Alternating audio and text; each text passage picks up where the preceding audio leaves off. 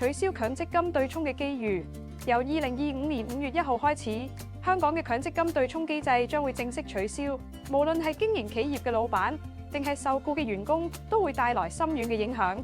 對僱主嚟講，取消對沖之後，遣散或者裁員時將唔可以再用強積金供款嚟支付遣散費或者長期服務金。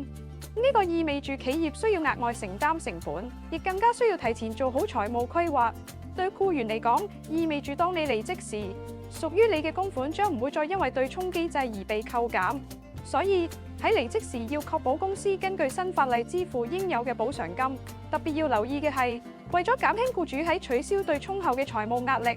香港政府將會推出補償機制，